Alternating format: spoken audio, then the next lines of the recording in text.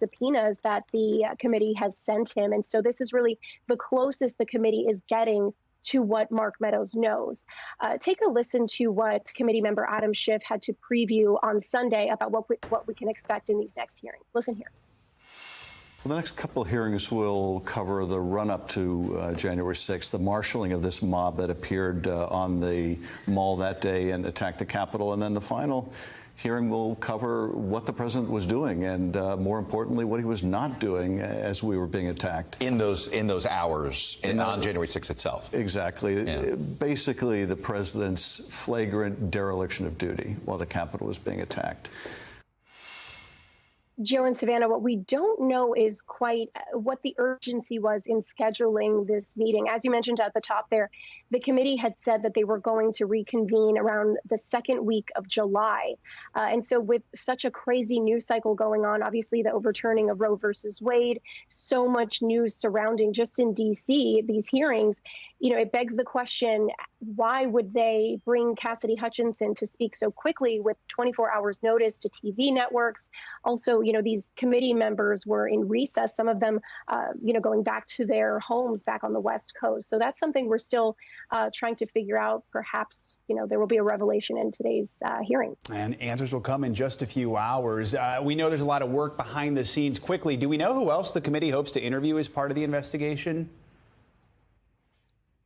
So there are a couple more people who could offer the committee a lot more info that we would technically hear in these next hearings coming up in July. We know that they met with that documentarian that was around former President Trump in the weeks and months before January 6th. They met with him behind closed doors last week. We also know that they're still trying to meet with Ginny Thomas, Justice Clarence Thomas's wife. And so there's a couple more revelations that could be learned from these people who have been really on the committee's bucket list, and now they're slowly checking off one by one. All right, Ali Rafa, thank you so much. Now, today's surprise hearing is happening just as we're learning the Justice Department has carried out search warrants on two of Trump's legal allies who were the focus of last week's January 6th committee hearings. John Eastman, Trump's election attorney who urged Mike Pence to overturn the results of the 2020 election, had his phone seized by federal agents last week, according to a court filing made yesterday. That follows last week's search of Jeffrey Clark's home by federal agents. Now, Clark was Trump's choice to lead the Justice Department after Attorney General Bill Barr resigned. Let's bring in MSNBC contributor Chuck Rosenberg now for more on all this. He's a former U.S. attorney and senior FBI official. Chuck, always great to have you with us. Thanks for your time. So what do you think these searches by the Justice Department mean here for the House investigation into the attack on the Capitol? How significant of a development is it that those steps were taken? Well, it's certainly a significant development, Savannah. I don't know that it means very much for the House investigation. Let me explain. The Department of Justice is conducting its own separate criminal investigation.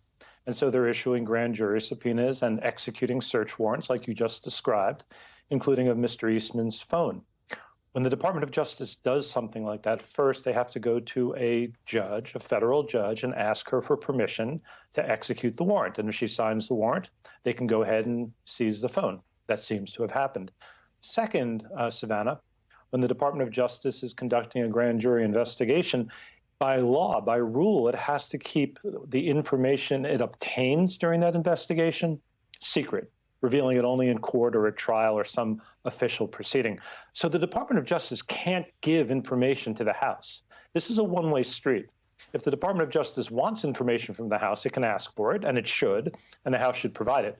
But the Department of Justice can't give information to the House, and I think that's an important distinction. And Chuck, what do you make of today's surprise hearing? I mean, do you think there's any significance behind the fact that it was announced so abruptly? This wasn't on the schedule. We weren't supposed to be seeing this committee again for a few weeks. What do you think about that? Yeah, as Ali just reported, I think it's a huge maybe. You want to be very careful not to overpromise and underdeliver. Ms. Hutchinson's testimony has already been made public in part. One of her depositions was released in a court filing. And as you're showing now, we've seen excerpts of her testifying before the committee previously. Committee obviously believes it has something a little bit new and a little bit different and a little bit exciting. But I think you have to be careful here because we sort of know the contours, at least we think, Savannah, that we know the contours of Ms. Hutchinson's testimony. If it's really new and different, we'll see. All right, we will find out a little bit later today. Chuck Rosenberg, thank you so much. We'll have live coverage of this afternoon's hearing here on NBC News Now. That starts at 12:30 Eastern. We turn now to the Supreme Court, which issued another controversial decision Monday as it prepares to close out this historic term. The court ruled in a 6-3 decision that a former high school football coach had a right to pray on the field immediately after games. Joseph Kennedy claimed that the school district in Washington state violated his religious freedom after district officials told him not to pray so publicly after games. The Bremerton School District said it did not want to appear to be endorsing a religious point of view. NBC News legal analyst Danny Savalos joins us now. So, Danny, we've seen this issue come up in the past. Public school officials leading prayer is not permitted. They must remain neutral because there needs to be this separation of church and state. However, in this case, the Supreme Court sided with the coach. What was different here? This is an incredibly complicated issue. We often think of the First Amendment as just being about free speech or free expression, but the complexity of the First Amendment could fill 2 textbooks and take up an entire year of law school by itself.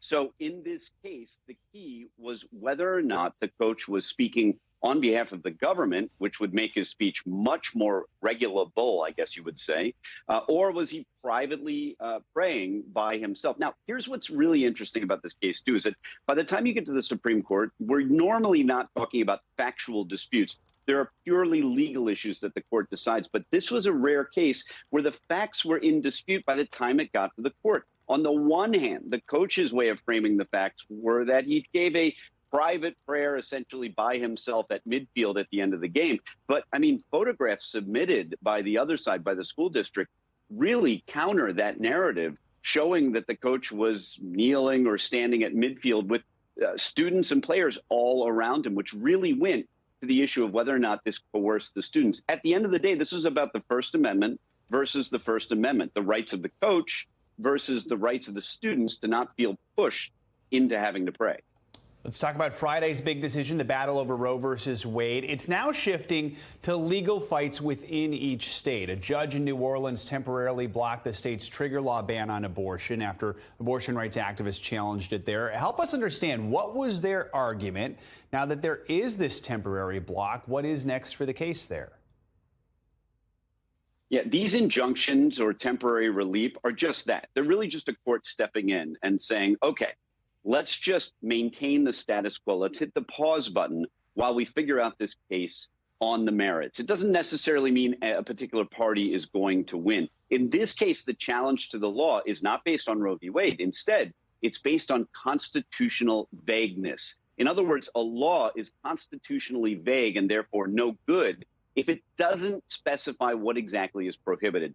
For example, if a city passed an ordinance saying, hey, you can't just loaf around or loiter on city grounds. Well, that's a little vague because it doesn't exactly tell us what is prohibited. And that's the basis of the challenge here to the Louisiana law. Doesn't mean they're going to win. It just means the coach is saying, well, there's enough here for us to say pause, and then we'll let this litigation run its course. So the Supreme Court still has to issue decisions for 4 more cases in this term, but really it's already issued the most anticipated opinions last week, the abortion one and expanding gun rights. So looking at these decisions, let's talk about what we can expect from future terms. Could we see even more seismic decisions? And do you think the court has maybe given some conservative lawmakers a roadmap for other hot-button issues? I think if you are a critic of the court in the last few days, it must feel like the court is basically always siding with its conservative principles. So it's an understandable criticism on issues of religion, abortion, otherwise, I mean, even guns. You could argue that the court has really moved in lockstep with its basically 6-3 conservative majority. So I think a lot of fair criticism of the court, at least in the last week or two of its decisions, not necessarily being right or wrong, but just that they have voted right along lines of conservative and liberal. So if you're concerned about the polarizing of the court, the last week hasn't looked that good for the court. All right, Danny, thanks so much for your analysis, especially during these huge decisions over the last few days. Appreciate it. Now let's get to the latest on the president over in Germany. Biden wrapped up the G7 summit this morning with a meeting with Chancellor Olaf Scholz of Germany, President Emmanuel Macron of France, and Prime Minister Boris Johnson of the United Kingdom before heading to the NATO summit in Spain. Now, that group has been key in the Western response to the war in Ukraine. Here at home, pressure is mounting on the Biden administration to take action following the Supreme Court's ruling that reversed Roe versus Wade. Democrats are calling for a response from the president. NBC News senior digital White House reporter Shannon Pettypiece joins us now from Austria. Shannon, good to see you. So since the Supreme Court overturned Roe v. Wade last week, there's been a lot of talk about what, if anything, can be done at the federal level. And now Democrats have proposed that the Biden administration offer abortion services on federal lands. What's been the administration's response to that idea so far? Is there an option they're considering at all here? Well, the White House has essentially been downplaying this idea. This is something, as you mentioned, Democrats in Congress have been pushing. I've even talked to some outside advisors who have been pushing this idea, understanding that it could run into a lot of legal log jams, a lot of problems in Congress, but that it's something worth raising. The White House, though, doesn't appear to be moving in that direction, our reporting indicates. One of the concerns I have heard from people close to the White House is that if the White House was to say you can now provide abortions, let's say at VA facilities, for example, that could open up an appropriations fight with Congress over VA funding. Similarly, at federally funded health centers, the White House could make an argument that that could be a place where abortions could be provided, even in states where it is illegal. But then you get into the funding issue around the Hyde Amendment, which says federal funds can't be used for abortions. So there's a number of roadblocks that stand in the way of doing that. And at right now, it just does not appear to be something that the White House is seriously considering. At least that's what our reporting indicates at this point. So that might not seem to be something that they're seriously taking a look at. But after Politico first reported about this, a White House staffer then told NBC News that we should expect, quote, several relevant agency announcements that stand up for reproductive health care this week. Do we have any idea what those announcements might be, what that means? Well, the White House knows that this is obviously something very important to Democrats, and they are getting a lot of pressure from their base to do something, to take some action on this. For months, the White House was looking into what they could do. There is a sense, based on our reporting, conversations I've had, that they've really done the bulk of what they can do. There was a letter, for example, yesterday from HHS reminding providers in the Obamacare program that they have to provide contraceptive services if they are part of that insurance program, for an example. The White House has talked about wanting to ensure that there's access to abortion pills or other emergency contraception. But we're not getting a sense that there's going to be any big policy shifts or changes coming from the White House, despite the pressure that they are under from Democrats, and that any announcements coming are really going to be things on the margin for the time being. And Shannon, there is this growing frustration among Democrats because nothing's been done. What's the Biden administration's sort of general response to that frustration? Well, I mean, it has been interesting because, as you noted, the president is here in Europe talking about Ukraine and Russia and China, the global economy. We have not heard from him at all on abortion in this meeting. A reporter shouted a question at him during a photo op about whether abortion had come up at all in these leader meetings, and he essentially said no. There will be a press conference on Thursday. I am willing to bet that that issue will be raised by the reporters who are in the room. So that will really be the president's first chance to respond in recent days to everything that's unfolding back home while he's been focused on the foreign policy issues at hand here in Europe. All right, Shannon Pettypiece, thanks so much. Now to a disturbing discovery in Texas. More than 40 migrants were found dead in the back of a tractor trailer outside of San Antonio. Police say someone who was working nearby heard a cry for help and called police. 16 people, including 4 children, are hospitalized this morning. They're being treated for heat stroke and dehydration. Temperatures in San Antonio climbed to more than 100 degrees yesterday, and police say there was no water or air conditioning in that truck. So the plight of migrants seeking refuge is always a humanitarian crisis, but tonight we are dealing with a horrific human tragedy. The Department of Homeland Security is investigating. So far, 3 people have been taken into custody, and police say it's unclear, though, whether they are connected to this incident. British socialite Ghislaine Maxwell is set to be sentenced today for her sex trafficking conviction in connection with the abuse of underage girls by late financier Jeffrey Epstein. Today's sentencing in a Manhattan courtroom comes nearly 2 years after Maxwell's arrest, capping off a high-profile case that stretched across several countries with allegations dating back decades. NBC News correspondent for investigations Tom Winter joins us now from outside the federal courthouse here in New York ahead of today's sentencing. Hey, Tom, good morning. So it's been about 6 months now since Maxwell's conviction, and as we just mentioned, there was a whole lot of drama leading up to that. Remind us, though, exactly what charges she was convicted on and what can we expect from today's sentencing? Right, so it's a total of 3 charges that she'll face sentencing on today, including sex trafficking, the most serious one, as well as conspiracy, and then also transporting a minor across state lines for the purposes of illegal sex. And so those are the 3 things that she's facing today. It starts at 11 a.m. We expect it to last about 2 hours. 6 victims will provide their victim impact statements this morning. They've already provided some of those in written form. They're very graphic, very detailed, talks about the types of substance abuse issues, psychological issues that they've had at the hands of Ghislaine Maxwell in the years following their abuse. In one particular submission, Savannah, one of the victims submits photos from a hospital stay 2 times after she tried to commit suicide. She has pictures of those in her submission. It promises to be a very heavy morning. Absolutely. Now, Maxwell's attorneys are requesting a lenient sentence, about 5 years in prison, and they say she's been a positive influence on other jail inmates. They've also said Maxwell shouldn't be sentenced as a, quote, proxy for Jeffrey Epstein. Tell us more about all that and how federal prosecutors are responding. What do you expect to see? Well, what you just keyed in on there, the idea of her being sentenced as a proxy for Jeffrey Epstein, who, of course, was charged with and believed to have committed most of the abuse here.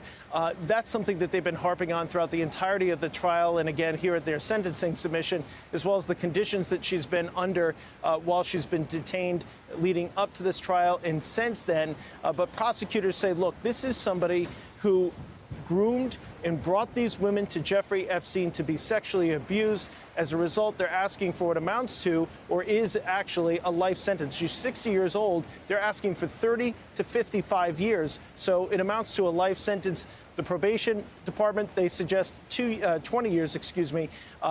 Maxwell's attorneys are calling for approximately those 5 years. Probably not going to get 55, but certainly not going to get 5 either. That's at least what legal experts expect.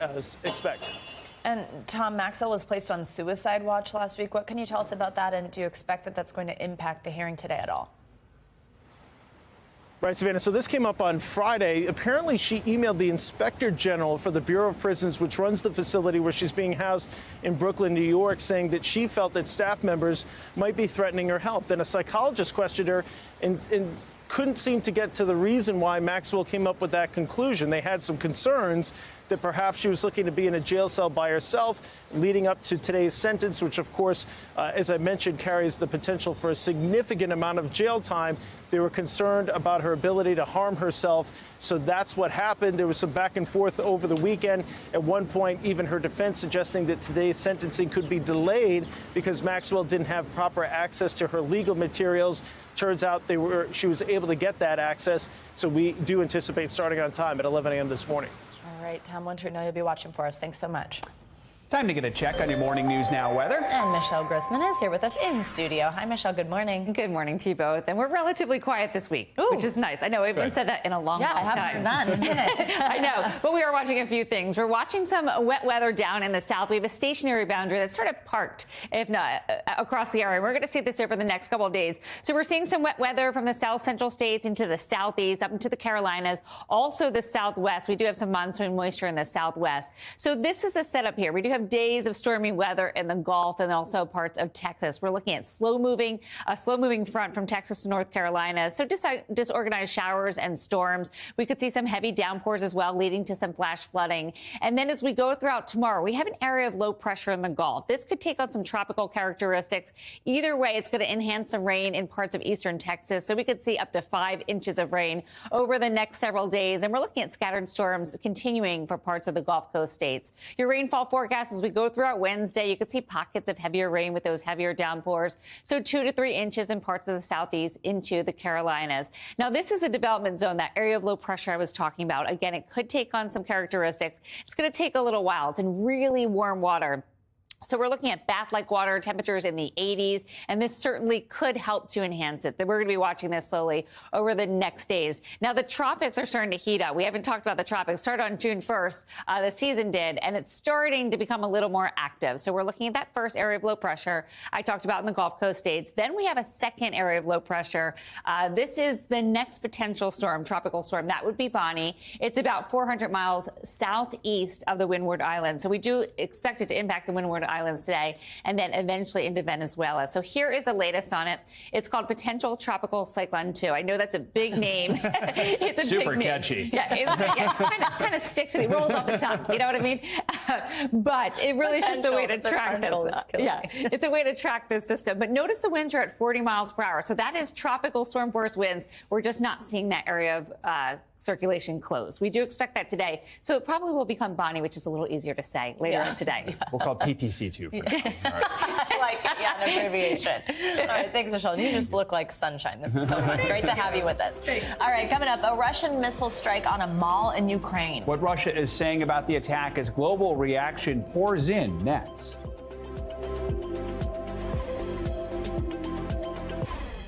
We're back now with the latest on the war in Ukraine. Rescue operations are underway after a Russian missile strike hit a shopping mall in the central city of Kremenchuk. Ukrainian officials say at least 20 people were killed in yesterday's strike, with dozens more injured. President Zelensky called it, quote, one of the most defiant terrorist attacks in European history. G7 leaders condemned the strike, saying, quote, indiscriminate attacks on innocent civilians constitute a war crime. Russian President Putin and those responsible will be held to account. NBC News correspondent Ellison Barber is in Kremenchuk for us at the site of this morning. Hey, Ellison, so tell us, what's the latest on the ground where you are? How are rescue operations going? Hey, Savannah, you can see it is still very much an active scene right now. We have watched all morning as crews have tried to remove particularly the larger pieces of debris, looking for some of the people still missing. At least 40 people have been reported missing by their families. They're also going through all of this, trying to collect evidence. They have a table where they've sort of laid out fragments of missiles that struck this shopping center. Officials here, they tell us 2 missiles struck this building yesterday afternoon, one of them sort of hitting over in this area, another coming in through this area right down here on the left. I was just speaking with a local politician here, and he described this area, this shopping center, as sort of something akin to a Walmart. He says there was a big kind of supermarket, shopping, grocery store type area, in addition to a number of smaller stores. At least 20 people have been confirmed dead as of right now. Close to 60 said to be injured. At least half of them wound up in the hospital. We just watched as through this area, rescuers came through with 2 dogs, seeming to search for something in that area. We were told that an electronics store was over there and that they believe a good portion of the victims were people who worked at that electronics store. Savannah? And Allison, what have we heard so far from Russia on the attack? So Russia's Ministry of Defense claims that they struck and were targeting a factory nearby this shopping center, a factory that they claim was housing weapons given to Ukraine by the United States and Europe. They say that once their missiles hit that factory, that then those munitions detonated and caused a fire at this shopping center. They claim that this was an inoperable, not open shopping center, which from the number of victims from everyone we've spoken to here is very much not the case. I mean, in the video from the scene when this happened, you could see people just flocking out of this area.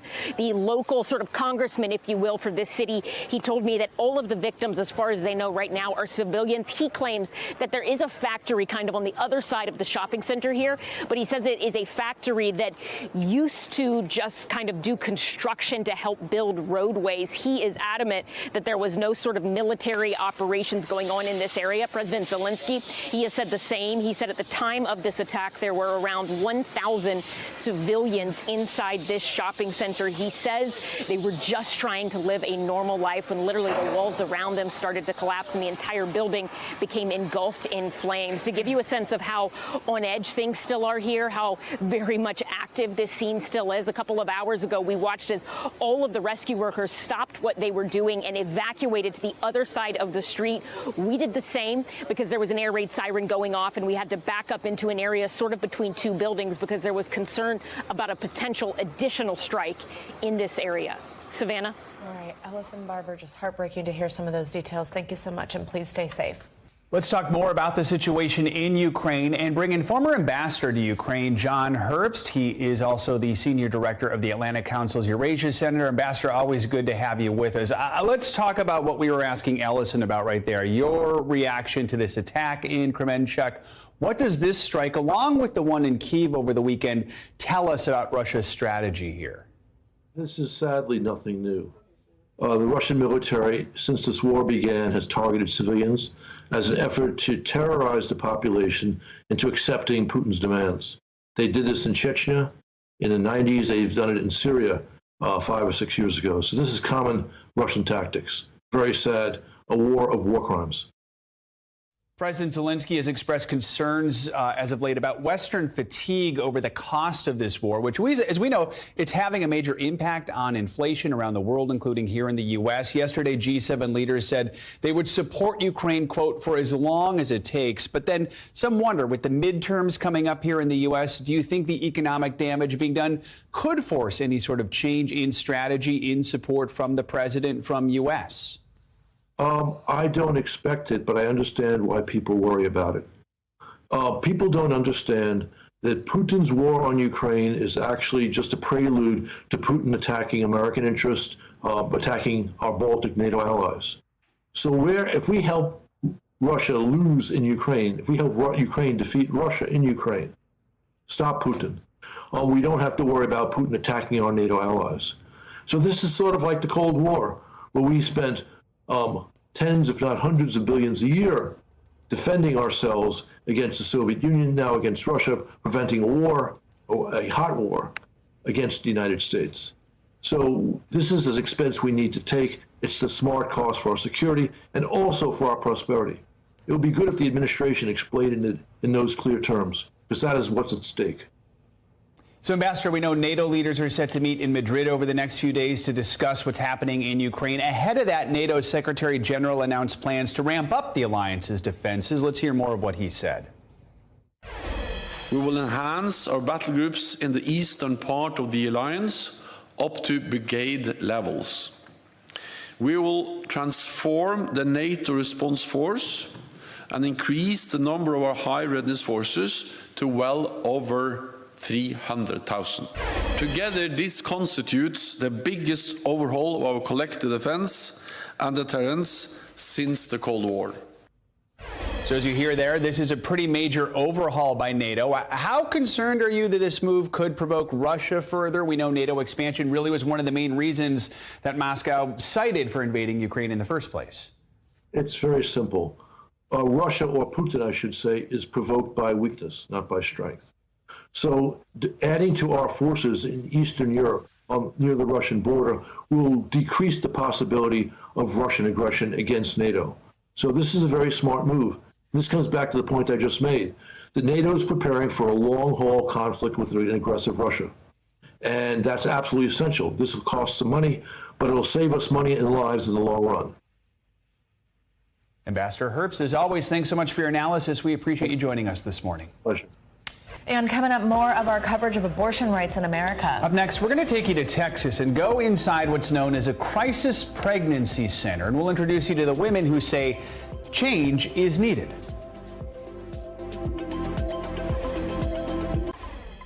We're back with more on the debate over abortion rights in America and an inside look at so-called crisis pregnancy centers. The taxpayer-funded facilities say they offer services and information about abortion to women in need. But critics say they spread misinformation. NBC senior investigative and legal correspondent Cynthia McFadden tells us what happened when two of our producers went inside. We're heading to a crisis pregnancy center in Texas, one of more than 2,500 in the country. They say they provide free services and abortion information for pregnant women. What they don't say is that they're often affiliated with groups supporting abortion alternatives. Is it in here? To learn more about what happens inside, we sent in 2 NBC News producers to ask for pregnancy counseling. At a center in the Dallas area, a volunteer told our producer they don't offer abortions, adding abortions can cause infertility. When asked about the abortion pill, the volunteer said, "My job is not to scare you. You never get over seeing that baby." She then pointed to a small plastic model like this, saying, "Can you imagine one of these in your panties?" Oh my gosh. Okay. Yeah, so as a taxpayer, this is infuriating. A horrible thing for a woman to be told, and medically totally inaccurate. Yeah, and as a nurse, as a mom, you totally shocked me with that. It's a lie, and it is shaming, and it is grotesque. Texas State Representative Donna Howard, a Democrat, found an unlikely ally in former Republican State Representative Sarah Davis. They're calling for these nonprofits to be regulated and demanding accountability for a program called Alternatives to Abortion, which helps fund crisis pregnancy centers. In Texas, they outnumber abortion clinics 9-1. When I say alternatives to abortion, what is the first thing that comes to mind? Waste of money, waste of taxpayer dollars, lack of accountability, and actually no metrics that indicate that it has anything to do with averting abortions. It's just a program to make Republicans feel good, like they're doing something to help women. Does it help women? No. The program will cost Texas taxpayers $100 million over the next 2 years. This is probably the only program, at least that I'm aware of, where the legislature basically writes a blank check without knowing what they're getting. While some of the centers provide free services like diapers, ultrasounds, and STD testing, none of the Texas facilities are licensed medical providers, though some women report believing that they are. At another center our producers visited near the border, a female staffer implied abortions can cause cancer and infertility. She then played a video saying they also cause mental illness. All of that categorically false. Alternatives to Abortion in Texas has also received federal tax dollars, $45 million over the last 15 years, money intended as temporary help for needy families. These are desperate people who need these funds, and instead it's going to a program that provides things like pamphlets, that provides some classes. Would you go so far as to say that in some instances they are actually committing fraud? Yes. Yeah.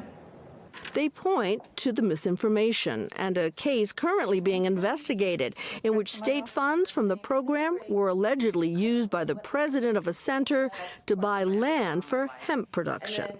Who's to blame? Well, the legislature. Yes, but the leadership that we have in this state has pushed an agenda that has made it impossible to have any real dialogue about what is really going to make a difference in the lives of these women and their families. That was Cynthia McFadden reporting. Neither the Texas governor nor the lieutenant governor responded to our request for a comment, but the Charlotte Lozier Institute, an anti-abortion rights group, told us that the centers provide a vital function and have a satisfactory rating of more than 95%. Now it is time for our weekly mental health check-in, and we're taking a closer look at the link between the issue of abortion and mental health in light of the Supreme Court's decision to overturn Roe v. Wade. We also want to tackle some of the emotional baggage that might be weighing you down. We have some tips on how to be a supportive friend without feeling mentally drained yourself. Yeah, let's bring in Sherry Botman for more on this. She's a trauma therapist and author of Thriving After Trauma. Hi, Sherry. Good morning. Thanks for joining us. So let's start with the Supreme Court decision here to overturn Roe versus Wade. Now, it's an issue that's divided the nation. People feel very strongly on both sides of this issue, but we've covered the fact that statistically there are physical risks that can come once abortion is made illegal. What do you think about the mental health impact here? The mental health impact is profound. the shame, the anger, the feelings of being inferior and not being able to make a choice about one's body, especially after somebody has been sexually assaulted, or for survivors of incest. We are going through such challenging times, and the only thing I can think about right now is we need to take our feelings of rage and anger and we need to turn it into positive action and speak up. We need to talk now more than ever. So this has been an especially hard news cycle for many people, not just because of this story, but so many stories as of late. It can be even harder to emotionally support loved ones when our empathy tanks are running low. What are some of the ways we can make sure that we're present, that we can offer support without also depleting ourselves? Yeah. I think this is such a struggle for so many people, especially during times like these. We don't want to have to look at our own feelings. So sometimes we do end up overextending ourselves and not really keeping in mind what our boundaries need to be. The best advice I can give is you need to try and ask yourself, am I giving myself what I need so that I can then go out there and help my friends and be there for my family? If we keep focusing on everybody else and what they're feeling, and we try to make everybody else feel better, we aren't going to be able to get out of bed in the morning. So be very clear with yourself about the fact that when you choose to take care of yourself and give yourself some space, you actually will have more to give your friends moving forward. Finally, Sherry, let's end with something else that can maybe fill our tanks up a little bit. Dogs. Recent data from the BARC program, which is just an awesome name, at the University of British Columbia shows that online therapy sessions with dogs involved can be just as effective at reducing stress as actually being with the dog in person. Why do dogs have this impact on us? Why is it important for students to have access to programs like that to help manage stress? Walk us through exactly what the benefits are here. I can't tell you how many people I've met through COVID that have turned to animals, dogs, cats for therapy. What I notice, and I see this a lot in therapy, people have their pets with them. I notice that people are going online and watching videos of pets or engaging in different types of pet therapy because it's happy. There's no sadness and anxiety and fear. Animals, especially dogs, if you think about it, if you're upset and you want to talk to somebody and there's nobody there, if you think about when you look at your dog, they are the best listeners. They will look at you with unconditional love. I can't tell you how many times I've watched clients sit in sessions and be next to their dogs. I just was talking to somebody yesterday he's a young guy, he's a teenager, and he told me, when I feel like I'm going to jump out of my skin, this is what I do. He pulled up his phone and he actually showed me videos of dogs. It's the best thing ever. And you know what? There's nothing better than a pet, especially when we're feeling like we're going to lose our minds. Yeah, that's good. And all they want in return is a little scratch behind the ear. Yeah, so exactly. it's a good exchange. Oh, yeah. That's Sherry Botman, thank you so much. Very sweet. Coming up, summer means it's time to sit back and unwind, but historic heat waves are putting lives in danger. Yeah, but for some workers, it's unavoidable. Up next, we'll show you the new tech being used to keep them safe after the break.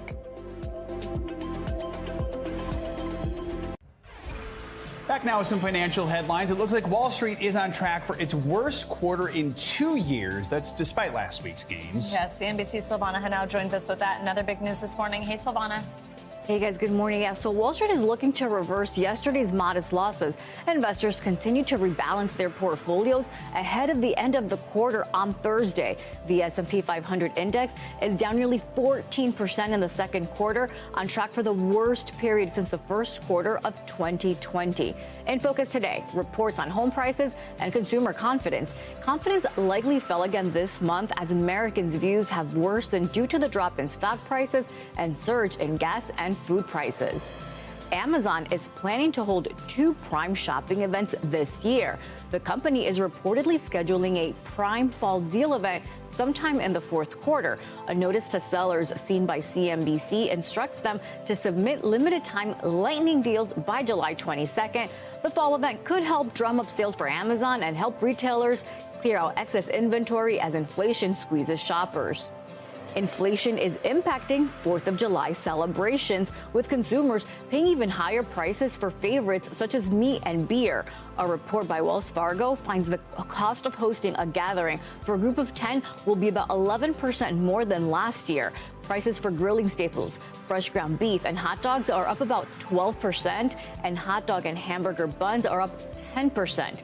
Now, beer could be one of the steepest expenses, with prices up nearly 25% from last year. A recent survey by Wallet Hub found more than half of Americans say inflation will affect their 4th of July plans, guys. All right, Wow. you have to drink a little less beer, maybe split those hot dogs in half. Expensive buns. There you go. Exactly. All right. Thanks, Savannah. Thank you.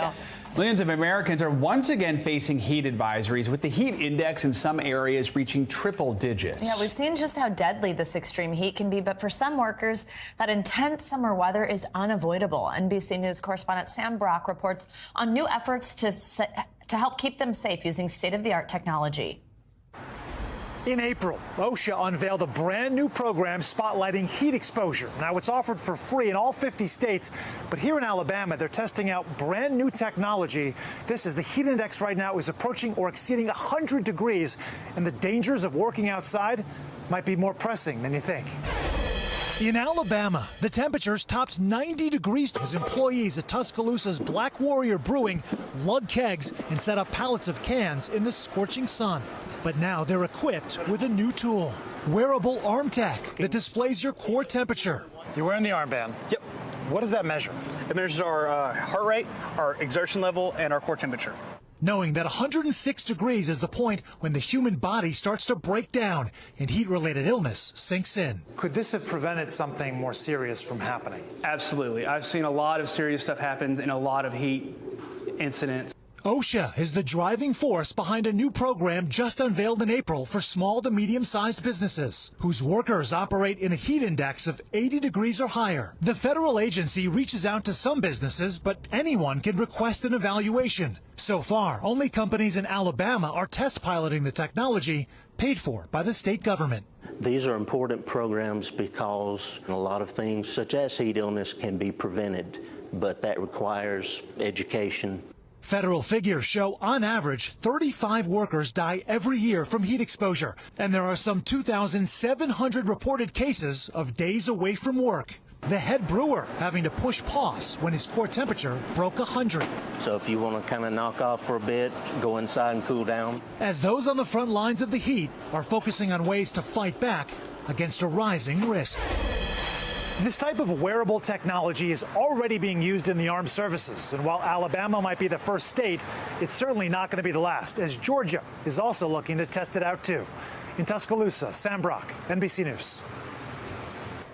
He is one of the best-known names in Hollywood, but it turns out Chris Pratt doesn't like half of his name, the name Chris. In a recent interview on SiriusXM's Pop Culture Spotlight with Jessica Shaw, the Jurassic World star said he prefers to be called either Pratt or CP. He told the host that it feels weird to be called Chris. Regardless of what Pratt prefers to be called, his name, both the Chris part and the Pratt part, will still be in the headlines because he's starring in 3 major projects this summer. I wonder if any of it has to do with the fact that there's just all those famous Chris's. Lots of them. Chris Evans and Chris Pine and who else is there? I don't know. But Hemsworth, yeah, totally. Yeah, that's actually a good point. And I do feel like there's always like, which Chris is your favorite, which isn't fun when people do that to them. So that makes sense. Now it's just CP. Pratt. All right. Thanks, Joe. Yep. But that does it for this hour of Morning News Now. But the news continues right now.